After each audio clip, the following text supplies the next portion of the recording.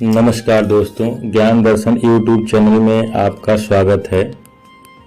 दोस्तों, मैं mutual fund से रिलेटेड ही वीडियो एक बनाया हूं, जो कि स्मॉल कैप के बारे में है। क्या स्मॉल कैप में जो पैसा है वो डूब जाएगा?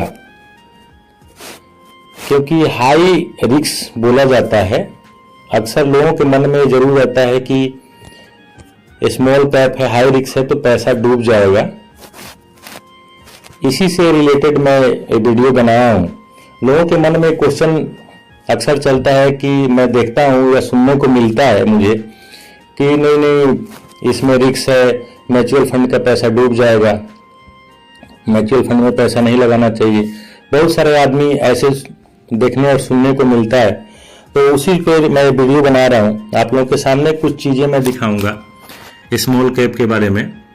क्या आप लोग कमेंट बॉक्स में कमेंट कीजिएगा कि क्या म्यूचुअल फंड में पैसा डूब सकता है, स्मॉल कैप में पैसा डूब सकता है? तो मैं स्मॉल कैप का एक फंड लिया हूं, एक नहीं दो फंड में लिया हूं, तो उसी के बारे में आप लोगों से मैं डिस्कस कर रहा हूं। ये स्मॉल कैप है बंधन स्मॉल कैप। इस स्मॉल कैप को मैं इसलिए लिया हूं कि लोगों के मन में प्राइवेट बैंक है और डूब जाएगा, ज्यादा क्वेश्चन मन में रहता है, इसीलिए मैं बंधन स्मॉल कैप लिया हूं।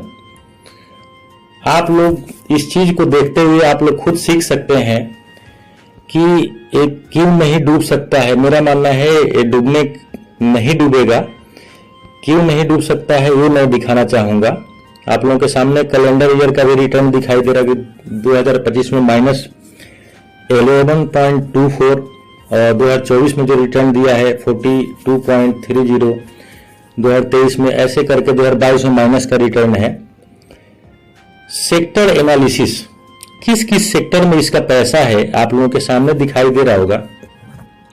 कैश के रूप में 10.75, बैंकिंग सेक्टर में 10.09, रियल एस्टेट में इसका पैसा लगा है 9.73, फाइनेंस एंड इन्वेस्टमेंट में लगा है 9.5। ऐसे कर करके आप लोगों के पास लाइव चीजें मैं दिखा रहा हूं कि इस सेक्टर में ये जितनी सेक्टर हैं 20-25 पूरा मैं सेक्टर आप लोगों के सामने दिखा रहा हूं। इतने सेक्टर में होने के बाद क्या ये सेक्टर डूब सकते हैं? अगर ये डूब सकते हैं तब ये पैसा जरूर डूब सकता है। इतने सेक्टर हैं, धीरे धीरे मैं स्लाइड करके आप लोगों के सामने ये दिखा रहा हूं। अगर इतना सेक्टर डूब सकता है तो आपका पैसा भी डूब सकता है। अब मैं टॉप होल्डिंग, इसमें किस किस कंपनी का पैसा कितना कितना लगा है, कितना कितना परसेंटेज है, ये तो ऊपर देखिए सेक्टर, किस किस सेक्टर में पैसा लगा था और किस किस बैंक या किस किस कंपनी का इसमें कितना होल्डिंग है, ये आप लोगों के सामने दिखाई दे रहा होगा। ये धीरे धीरे स्लाइड करके मैं दिखा रहा हूं। इतनी कंपनी अगर डूबेंगी, क्या सब के सब कंपनी डूब सकती हैं? तो मेरा मानना है कि सब के सब नहीं, एक दो कंपनी में कुछ कमी हो सकता है। तो ये किसी भी हालत में म्यूचुअल फंड का पैसा, स्मॉल कैप का पैसा नहीं डूब सकता है। और आप लोगों के मन में जो क्वेश्चन है कि डूब सकता है, तो आप कमेंट बॉक्स में कमेंट जाके जरूर करके दिखाएं। एक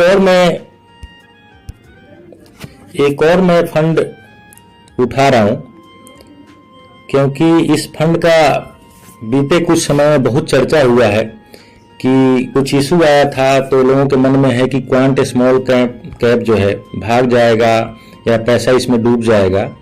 तो उसका ही मैं हिस्ट्री दिखा रहा हूं कि सेक्टर एनालिसिस, किस किस सेक्टर में इसका पैसा लगा हुआ है आप लोगों के सामने सब दिखाई दे रहा है, जितनी सेक्टर है और किस किस सेक्टर में इसका होल्डिंग है। तो ये भी दिखाई दे रहा हो कि रिलायंस इंडस्ट्री में 10%, 10.02%, ऐसे कर करके बहुत सारी चीजें हैं जो कंपनियां हैं उसमें दिखाई दे देगा। मैं धीरे धीरे स्लाइड कर रहा हूं। आरबीएल हो गया, HFCL हो गया, अडानी ग्रुप हो गया।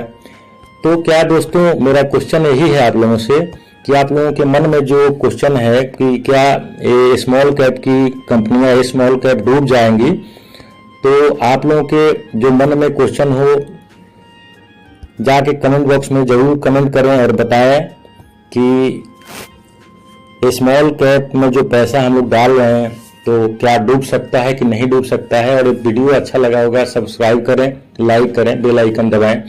और किसी म्यूचुअल फंड से रिलेटेड कोई भी स्कीम के बारे में पूछना हो तो जरूर कमेंट बॉक्स में जाके कमेंट करके पूछ सकते हैं। थैंक यू, धन्यवाद।